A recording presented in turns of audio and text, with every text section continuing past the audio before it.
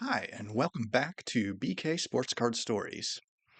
I have a really great episode for today because I was at a sports card show on Saturday and I bought a story.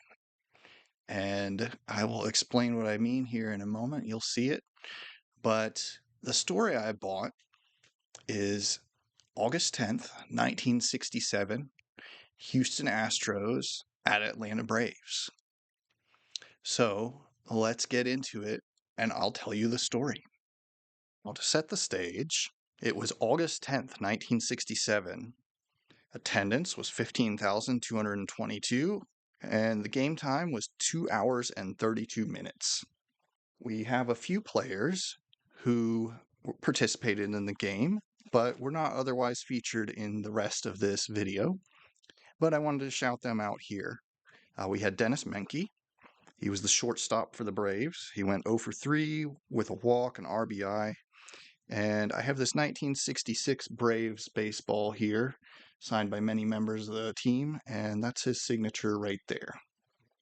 We have Woody Woodward. He was the second baseman. He went 0 for 2 in the game, and his signature is right here on the ball.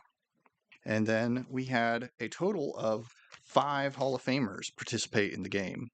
One of which was the legendary Joe Morgan, who started his career with Houston before moving on to fame with the Cincinnati Reds and the Big Red Machine. So when I said I bought a story, some of you were probably wondering what I meant. Well, this is the first piece of it. It is a story of a family's outing to that game, told in a series of 17 photographs. These were taken August of 1967, and they were printed February 1968, and they feature a number of players and highlights from the game. This first photo here, we have Denny LeMaster. He was with the Braves from 1962 to 67. He was an all-star in 67. And then he also actually played in Houston from 68 to 71. And I've got his signature on the 66 ball right here. With him in the picture is Whit Wyatt.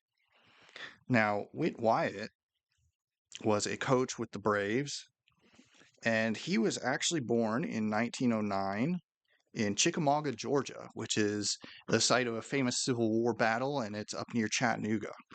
He played in the majors from 1929 to 45 with Detroit, the White Sox, and most notably Brooklyn, where he was a 4-time All-Star from 39 to 42, and he finished with 106 career wins. But he is here in the photo as one of the coaches. LeMaster did not play in the game as he was a starting pitcher and it was not his turn in the rotation. Something else I wanted to point out with this photo before we move on is that for this particular game, I don't know what the special occasion was, but as you can see, they let many, many fans onto the field to meet the players and to get pictures with them and just be out on the field. Now, the next player featured in one of the photos, and look at that gorgeous photo. He's got such a good look on his face, nice smile. That is Joe Torre.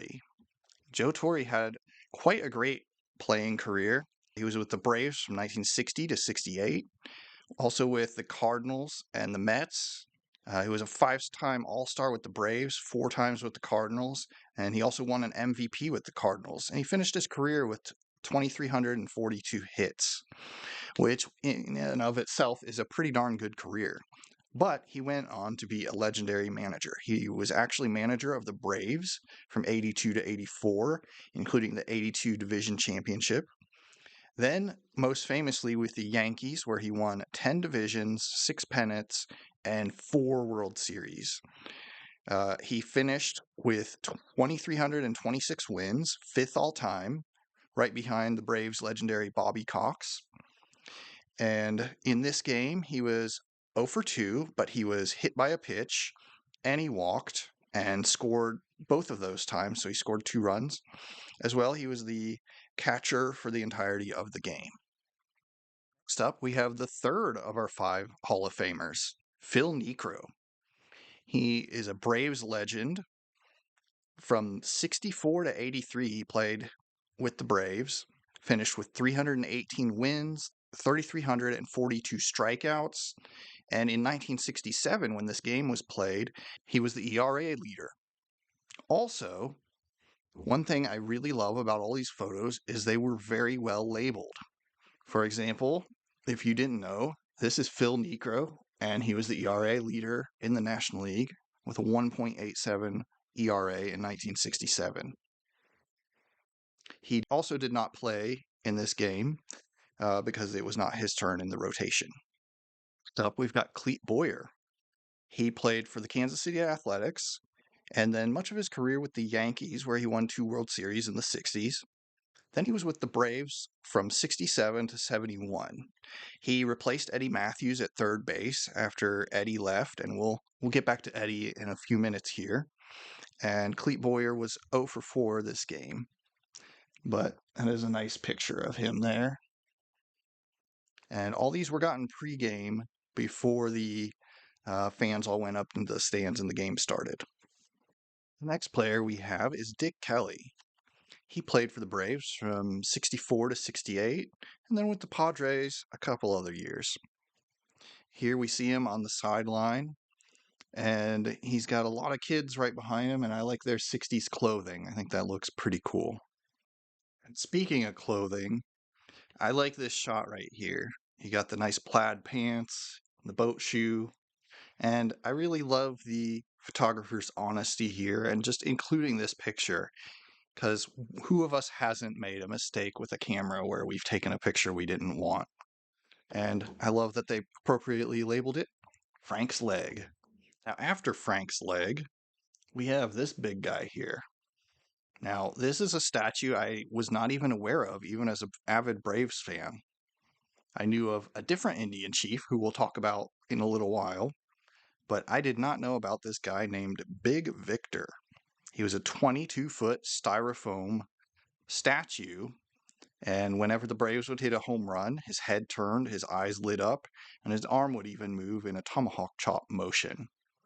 He was named that from a contest from WSB, which is still one of the main TV stations in Atlanta. He was around from 1966 to 69. And apparently, what happened was just being out in the weather as a styrofoam statue and being pelted with home run balls, they had to dismantle him. Now we get to the actual start of the game. The starting pitcher for the Braves was Pat Jarvis, and he was pitching to Norm Miller of the Astros. And you can see him on the mound there and the batter up. It's a little hard to see because it is kind of far away. But Pat Jarvis played from 66 to 72 for the Braves. He had an 85 and 73 record. And in this particular game, he did quite well. 6 2/3 innings pitched, 1 earned run, 4 strikeouts, and 1 walk, which was to Eddie Matthews. And we'll get to him in a minute. And on the ball here, we've got Pat Jarvis's autograph right there. Bottom of the first, it was the Braves' opportunity to bat. Don Wilson was the pitcher for the Astros, and he was pitching to Philippe Alou. Philippe played for the Braves from 64 to 69 after several successful seasons with the Giants.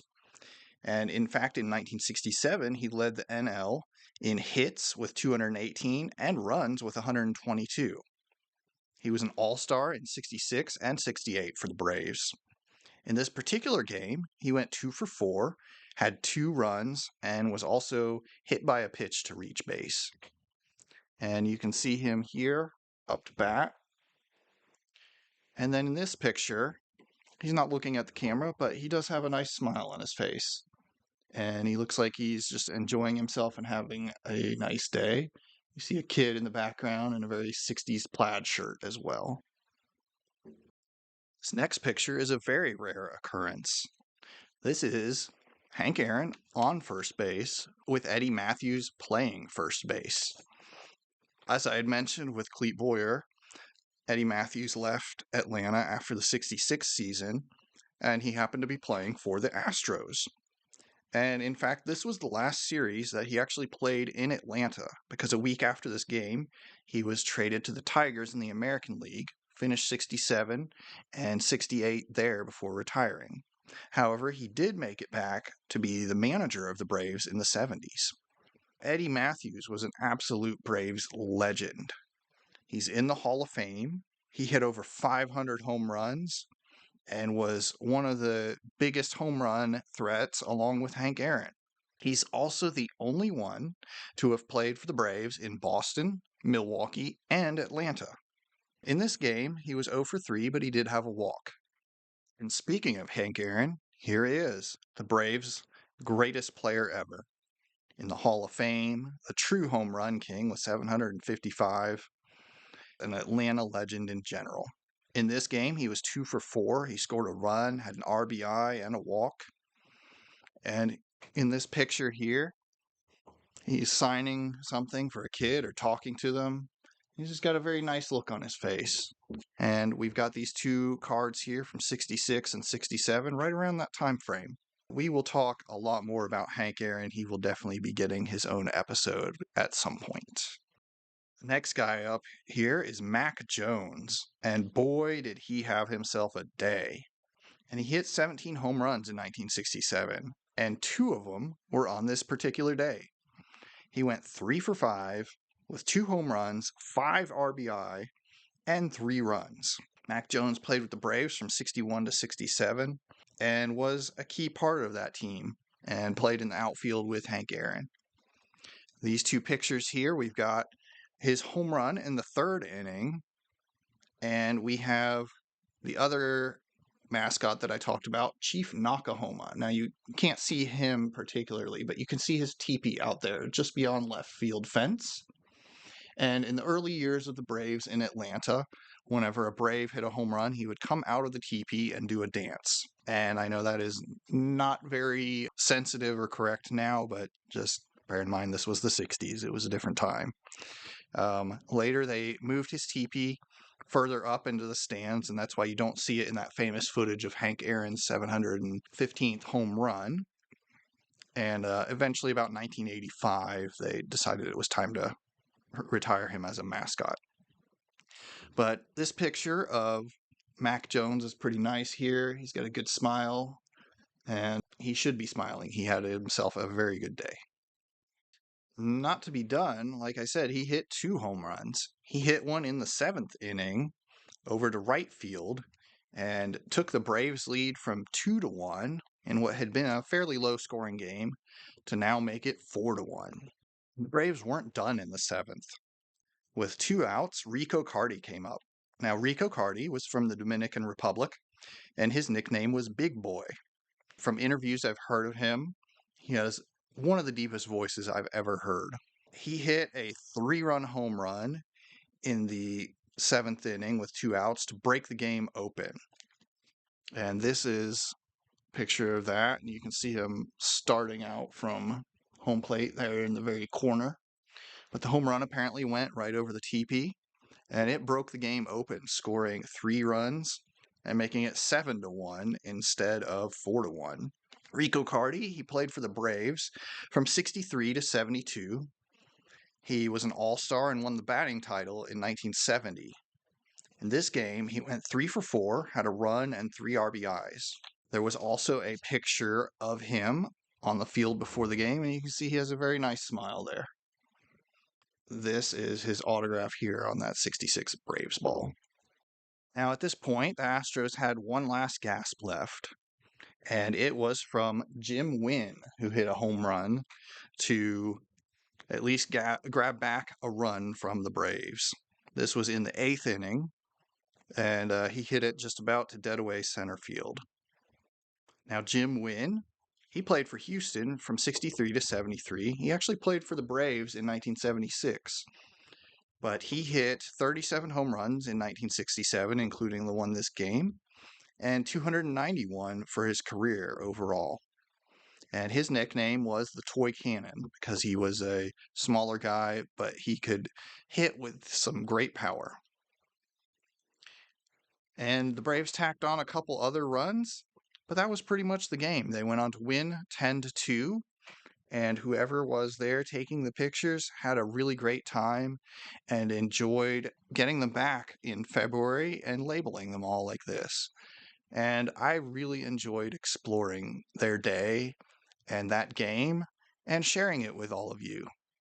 So that is the story of one game in the 1967 season, told through 17 photographs and some cards. And I really hope you enjoyed that. I felt like it was a great time capsule and a look into that Braves team and that person's experience at the game that day. So let me know what you thought. If you enjoyed it as well, just leave me a comment. And next time, we're going to do something a little different. I know it's been very, very heavy on the Braves. We're going to do something that's not even baseball related. So stay tuned, and that will come out next.